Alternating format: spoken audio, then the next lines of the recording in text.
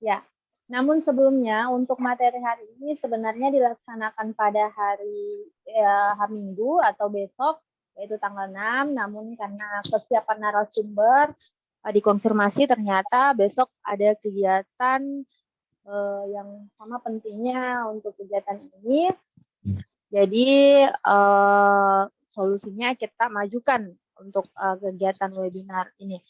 Langsung saja Bapak Ibu sekalian, kita akan memulai materi hari ini, yaitu tentang audit desain perencanaan konstruksi TPST yang akan dibawakan oleh Pak Isbah Fadal.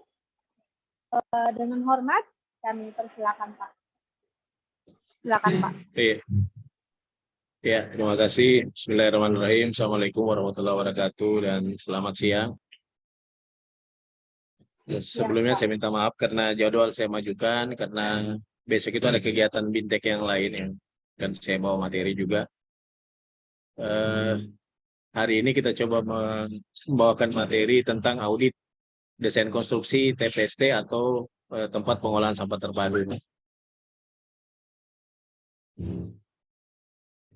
Mengapa ini menjadi penting? Karena ini dilatar belakangi bahwa timbulan sampah itu setiap tahunnya meningkat seiring dengan pertambahan jumlah penduduk. Di mana sistem pengolahan sampah pada umumnya, seperti yang dilihat pada gambar, yaitu cuma bersiklus seperti ini, yaitu mulai dari pewadahan, pengumpulan, pengangkutan, dan dibuang ke tempat pembersihan air atau tempat pembuangan air. Di mana yang idealnya sesuai amanat Undang-Undang Nomor 18 Tahun 2008 bahwa sebelum sampah itu terangkut ke TPA harusnya ada proses material recovery facility atau pengolahan sampah terpadu seperti yang ada pada gambar di bawah ini. Saya perlihatkan contohnya, sebentar kita jelaskan lebih detail. Untuk mendesain sebuah tempat pengolahan sampah terpadu ada beberapa data yang harus kita punyai atau data yang dibutuhkan. Kurang lebih seperti yang ada di slide. Yang pertama itu timbulan sampah, itu harus kita ketahui berapa kilogram per harinya atau berapa meter kubik per harinya. Yang kedua, komposisi sampah, bahwa sampah itu terdiri dari sampah apa saja. Sampah basahnya berapa persen, sampah plastiknya berapa persen, kertasnya berapa persen, dan lain-lain berapa persen. Yang berikutnya, itu perlu kita mengetahui densitas sampah.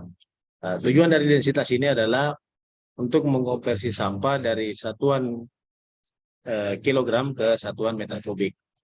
Karena untuk mengukur timbulan sampah, biasanya kita menggunakan alat timbang berat, sehingga yang muncul adalah satuan kilogram. Sementara untuk mendesain sebuah ruang, kita membutuhkan ukuran dalam satuan meter. Sehingga untuk mengkonversi dari kilogram ke meter kubik itu kita butuh menghitung densitas sampah. Yang berikutnya itu ada namanya recovery factor atau faktor reduksi, faktor guna ulang, di mana beberapa jenis sampah ternyata masih mempunyai masih mempunyai nilai yang bisa digunakan kembali, seperti salah satunya jenis sampah plastik dan logam. Yang berikutnya, data yang dibutuhkan itu kondisi fisik wilayah di daerah di mana kita akan mendesain sebuah tempat pengolahan sampah terpadu tersebut. Yang berikutnya itu berapa data jumlah penduduk yang ada di sebuah wilayah. Dengan mengetahui jumlah penduduk, maka kita bisa menghitung proyeksi penduduk untuk mendapatkan proyeksi timbulan sampah, berapa timbulan sampah ke depan dalam jangka 5 atau sampai 10 tahun ke depan. Yang berikutnya data institusi pengolah. Biasanya di beberapa daerah institusi pengelola sampah itu ada beberapa macam, seperti yang ada di Kota Kendari itu diolah oleh Dinas Lingkungan Hidup dan Kehutanan Kota Kendari. Tapi ada di beberapa daerah dikelola oleh Dinas Kebersihan maupun Dinas Pekerjaan Umum. Yang terakhir, data yang kita butuhkan itu prasarana dan sarana persampahan apa saja yang dimiliki oleh institusi pengelola sampah yang ada di setiap daerah.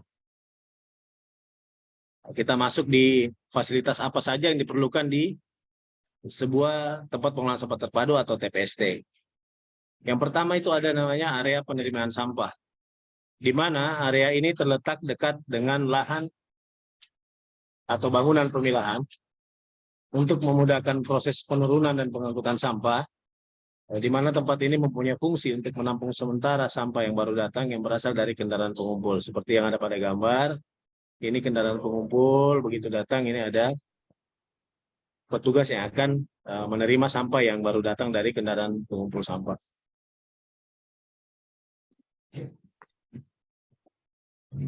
Setelah dari area penerimaan, kemudian sampah itu diarahkan ke tempat pemilahan sampah, di mana bangunan ini merupakan bangunan semi tertutup yang beratap.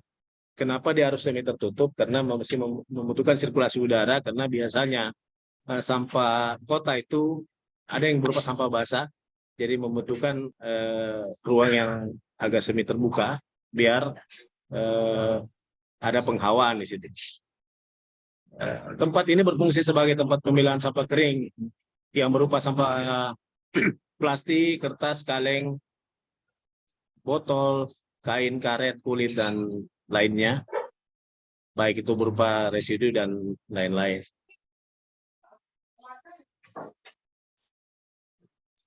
Sedikit saya jelaskan bahwa dari area pemilahan ini ada beberapa kegiatan yang ada, seperti yang ada tertera pada gambar. Ini ada area belt conveyor. Nah, ini penting juga ada di tempat pengolahan sampah terpadu. Terus ada area pemilah sampah plastik, tempat pengemasan serta penyimpanan sampah daur ulang. Jadi contohnya misalnya sampah plastik setelah dipilah kan ada yang bisa digunakan ulang dan ada yang menjadi residu yang sudah tidak bisa dimanfaatkan lagi. Jadi membutuhkan dua tempat, satu plastik yang bisa digunakan ulang dan satu plastik yang merupakan residu. Setelah sampah dipisahkan menjadi dua jenis, satu sampah kering yang di awal dijelaskan tadi, kita masuk di pengolahan sampah basah. Biasanya di pengolahan sampah terpadu, pengolahan sampah basah itu berupa pengomposan seperti yang ada pada gambar. Ini ada mesin pencacah sampah basah untuk siap untuk dikomposkan. Karena kegiatan pencacahan ini sangat penting untuk mengurangi atau membuat ukuran sampah menjadi lebih kecil agar lebih mudah terurai.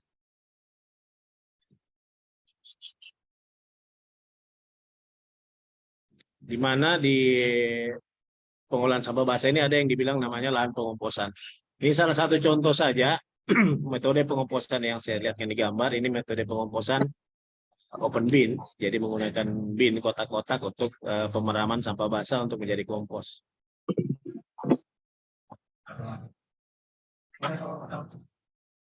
Dari lahan pengomposan, setelah terjadinya proses pengomposan, proses terakhir dari kompos itu adalah proses pematangan. Jadi dari kotak yang tadi ini kompos yang sudah matang yang siap diayak untuk dipanen komposnya.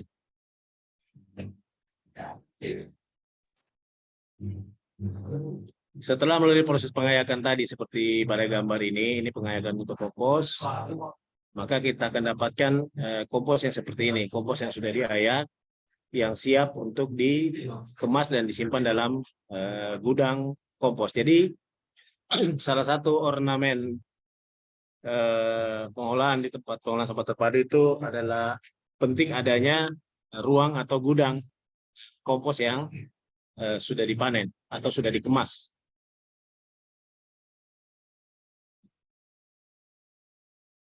Karena adanya kegiatan pengomposan di kegiatan TPST ini, di mana setiap kegiatan pembuatan kompos itu ada menghasilkan yang namanya lindi. Sehingga di bangunan TPST ini sangat penting atau harus dibuatkan adalah bangunan penampung lindi kompos seperti yang ada pada gambar. Jadi air itu tertampung sehingga tidak mengakibatkan bau.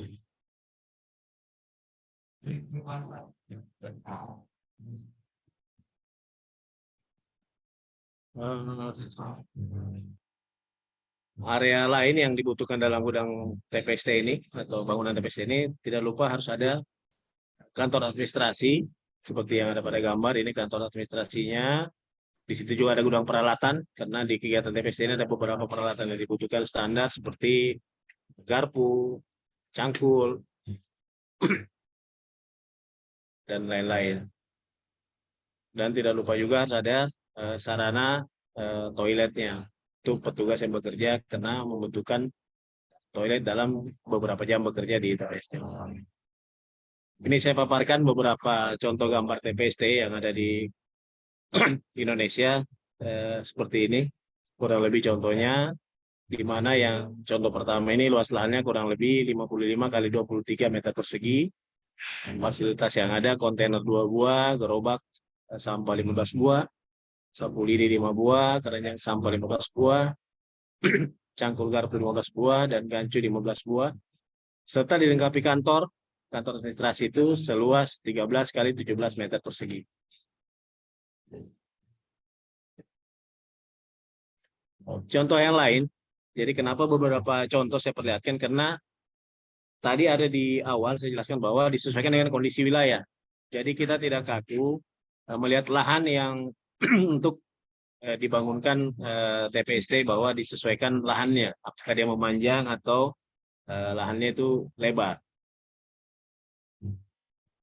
Yang ini luas lahannya 25 kali 15 meter persegi.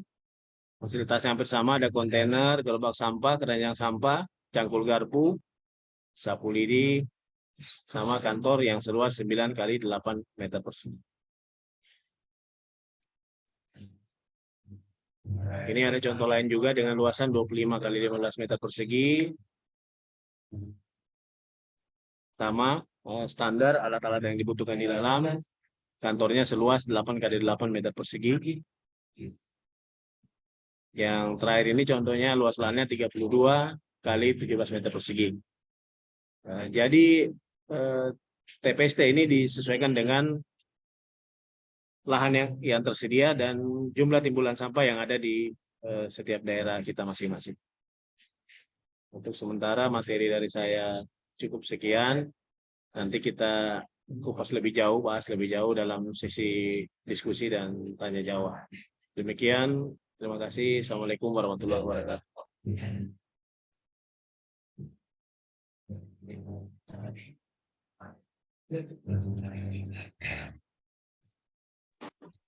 Baik Pak, Waalaikumsalam warahmatullahi wabarakatuh. Terima kasih Pak untuk materi hari ini. Jadi langsung saja, Bapak Ibu sekalian, jika ada yang ingin ditanyakan mengenai dengan materi yang dibawakan oleh Pak Ishak, silakan untuk mengajukan di kolom chat, bisa juga dituliskan di kolom pertanyaan. Maksud saya bisa juga untuk raise hand agar bisa berdiskusi dengan narasumber kita mengenai dengan materi yang telah dibawakan hari ini. Jadi silakan Bapak Ibu sekalian untuk menuliskan pertanyaannya di kolom chat mengenai dengan materi audit desain perencanaan konstruksi TPST yang baru saja dibawakan oleh Pak Ishak, mana tadi dikali dengan latar belakang sendiri, yaitu tentang pertambahan produk dan sistem pengelolaan sampah pada umumnya. Lalu juga berupa data-data yang dibutuhkan. Ya, silakan Bapak Ibu sekalian, ada yang ditanyakan.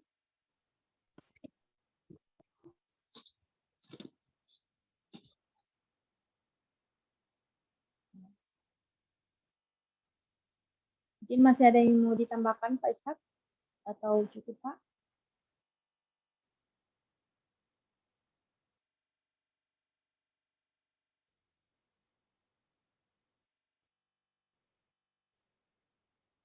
Ya, baik.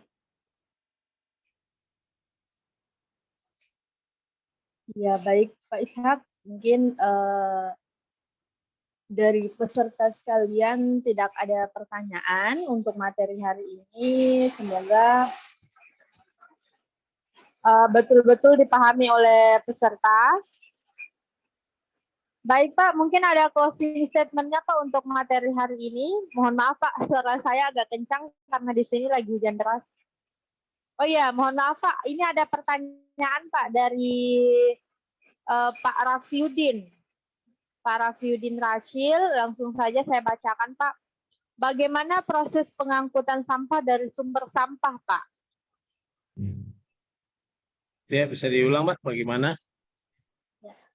Pertanyaannya itu, bagaimana proses pengangkutan sampah dari sumber sampah? Oh ya, iya. Terima kasih. Saya langsung jawab, Pak ya. Ya, Pak. Iya, terima kasih dengan Bapak Rafiuddin. Saya coba menjawab. Proses pengangkutan sampah dari sumber sampah, seperti dijelaskan tadi bahwa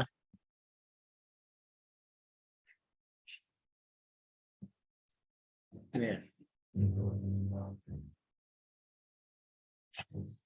seperti di slide awal saya paparkan, ini contoh-contoh alat pengangkut sampah. Jadi dari sumber sampah menuju ke TPST itu bisa sampah tercampur, bisa juga sampah terpilah. Tapi untuk memudahkan proses yang terjadi di tempat pengolahan sampah terpadu, sebaiknya kendaraan pengangkut sampah atau pengumpul sampah itu sudah terpilah antara sampah basah maupun sampah kering atau yang biasa dikenal dengan sampah organik maupun sampah non-organik. Konsep pengumpulannya juga ada beberapa macam tipe, bisa door to door atau menggunakan TPS-TPS komunal yang ada di pemukiman-pemukiman warga. Itu kurang lebih penjelasannya. Terima kasih. Assalamualaikum warahmatullahi wabarakatuh.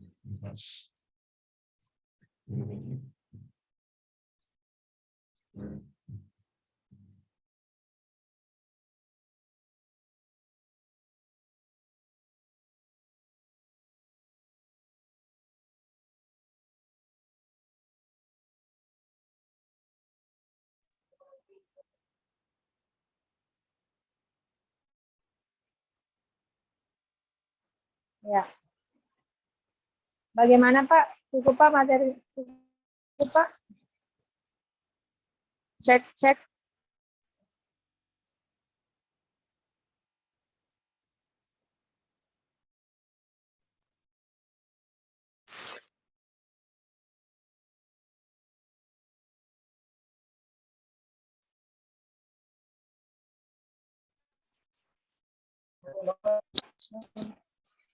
Ya, baik, Pak. Terima kasih, Pak, untuk jawabannya. Mohon jaringan saya di sini kurang baik. Baik, Bapak Ibu sekalian, silakan mungkin masih yang ditanyakan kepada Pak Ishak.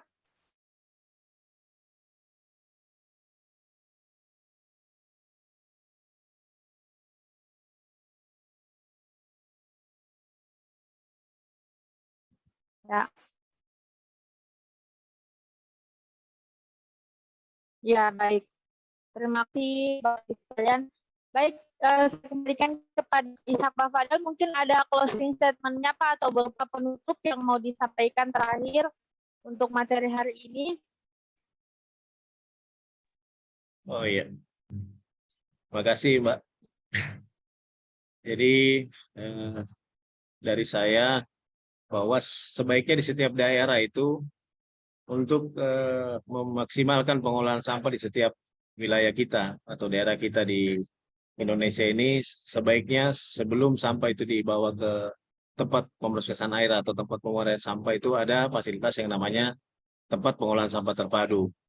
Biasanya tempat pengolahan sampah terpadu ini berada di setiap kecamatan atau setiap kelurahan di daerah kita masing-masing tergantung kepadatan jumlah penduduk.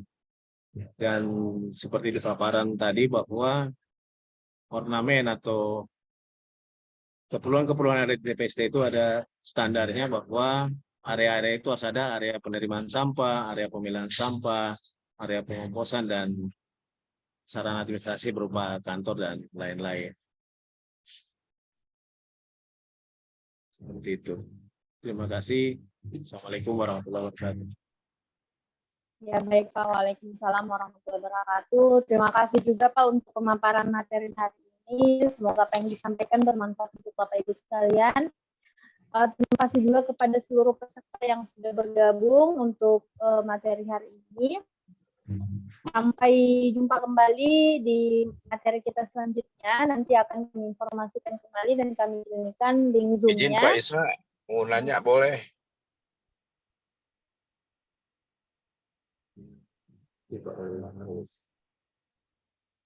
Halo? Halo? Bagaimana, Pak? Ini izin mau tanya dengan Pak Isra dari Pak Abu Bakar. Oh iya, Pak. Saya cek dulu ya, Pak. Pak Ishak, bagaimana Pak Ishak? Masih on, Pak Ishak? Ini kita dalam perjalanan Ya. juga tadi monitor. Iya, boleh, Bu. Izin Pak Isra, ini dalam penanganan sampah saya agak tertarik. Yang bahwasanya dalam sampah ini mempengaruhi dengan lingkungan kita. Dalam artian macam mana kita penanganan sampah ini yang bisa maksimal dan akhir pembuangan sampah itu bisa berdaya guna di lingkungan sehingga penanganan sampah itu bisa sempurna, Pak. Karena selama ini saya lihat di kami di sini kendaraan pengangkutan sampah itu kadang-kadang ya sampah itu tercecer di jalan gitu. Dan itu yang ingin saya tanyakan untuk tempat pembuangan sampah akhir sampah itu sebaiknya di daratan lembah atau di daratan yang dalam arti kata yang tidak mempengaruhi lingkungan, Pak, gitu.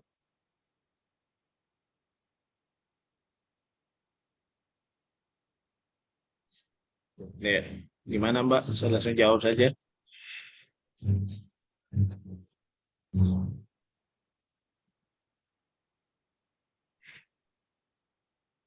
Aku saya jawab. Mas Edi? Iya.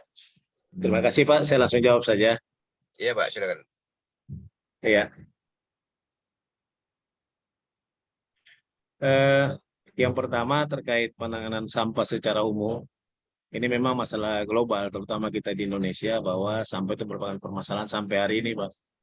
Nah, jadi bicara sampah itu memang paradigmanya harus dirubah, bahwa sebenarnya sampah itu seharusnya tidak semuanya dibawa ke TPA atau tempat pemrosesan akhir. Sebaiknya sebelum sampai ke TPA itu ada namanya proses reduksi sampah di sumber. Dan ini bukan menjadi tanggung jawab pemerintah saja. Jadi sampah itu harus berkolaborasi antara masyarakat, pemerintah, sektor swasta, dan akademis. Itu harus semua dilibatkan, Pak. Dan bisa menjadi tanggung jawab pemerintah saja. Yang berikutnya saya masuk ke pertanyaan Bapak terkait tempat pembuangan akhir sampah, bahwa lokasi yang lain seperti apa. Jadi lokasi pembuangan air sampah itu kembali ke topografi daerah masing-masing, Pak. Tidak mesti harus di lembah, tidak mesti harus daerah datar. Jadi kalau misalnya dia lembah, itu modelnya jadi timbunan. Jadi modelnya sampahnya masuk, terus ditimbun pakai tanah. Jadi metode pembuangan air sampah itu dulunya 3 macam. Open dumping, control landfill, dan sanitary landfill. Yang dimana sekarang open dumping sudah tidak boleh lagi oleh Undang-Undang Persampahan. Yang boleh cuma control landfill dan sanitary landfill. Perbedaannya itu cuma sederhana, bahwa kalau control landfill, sampah setelah tertimbun, setelah 3-4 hari baru diurukan tanah penutup supaya tidak berkembang serangga seperti lalat dan bau tidak keluar. Adapun kalau sanitary landfill, itu setiap hari sampah datang, tanahnya ditutup. Masalah wilayah tempat pembuangan air itu macam-macam penanganannya. Jadi kalau daerah datar juga punya desain sendiri, daerah cekungan juga punya desain sendiri, Pak. Seperti itu, kurang lebih.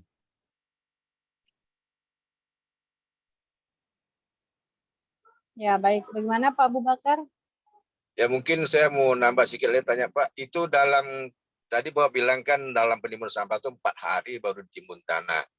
Itu tidak ada dalam arti kata ketebalan sampah itu misalnya diameternya 50 cm dengan rentang luas wilayah, boleh katakan dia ada boleh katakan dia 500 meter persegi lah, Pak, areanya. Tadi Pak bilang kan dalam arti kata 4 hari kan harus sampah itu sudah dibuang, langsung ditimbun untuk mencegah terjadinya adanya lalat. apakah tidak ada batas ketebalan dari sampah itu sendiri, Pak? Oh iya. Makasih pertanyaannya, Pak. Ya. Yang terjadi di Indonesia ini belum ada satupun TPA yang menggunakan metode sanitary landfill, bahwa setiap hari sampah datang ditutup. Itu realita yang terjadi di Indonesia, Pak. Tidak ada satupun TPA yang hari-hari ditimbun. Yang pertama, kendala utama, kalau setiap hari sampah itu ditimbun dengan tanah, memang itu yang ideal. Tetapi kita akan menjadi, TPA kita menjadi cepat penuh. Karena di situ ada volume tanah yang masuk. Selain sampah ada volume tanah. Otomatis kan TPA-nya menjadi cepat penuh. Itu yang pertama. Yang kedua, untuk menimbun itu membutuhkan stockpile tanah yang tidak cukup, tidak sedikit, itu cukup besar. Benar. Kalau menggunakan metode kontrol landfill yang banyak terjadi di Indonesia, seperti di kota kami, di kota Kendari itu menggunakan kontrol landfill, salah satu syarat penimbunan tanah itu yang tadi saya bilang 3 atau 4 hari biar telur lalat itu tidak menetas. Yang kedua, bahwa syarat tinggi sampah itu paling tidak 2-3 meter, Pak, tinggi sampahnya. Oh, gitu. Setelah dikompaksi, Pak, setelah dipadatkan. Setelah dipadatkan, Pak, ya. Oke, Pak. Terima kasih atas penjelasannya, Pak Isra. Nah, sama-sama, Pak. Iya, baik, Pak. Iya. Semoga membantu Pak Abu Bakar. Insya Allah, Bu. Ya, baik. Karena tadi sudah disampaikan juga closing statement dari Pak Ishak Fadal, mungkin itu penutup untuk hari ini. Terima kasih Pak Abu Bakar yang sudah bertanya. Terima kasih juga kepada Bapak Ibu sekalian yang sudah bergabung pada webinar hari ini. Terima kasih Pak Ishak. Sekali lagi sampai jumpa kembali di materi selanjutnya, di webinar selanjutnya. Ya, sama-sama. Masih ada ya Pak satu materi dari Pak Ishak? Pak Ishak masih punya satu materi lagi dalam periode ini. Jadi itu saja untuk hari ini. Kami akhiri dengan ucapan wassalamualaikum warahmatullahi wabarakatuh. Waalaikumsalam warahmatullahi wabarakatuh. La la la la la la la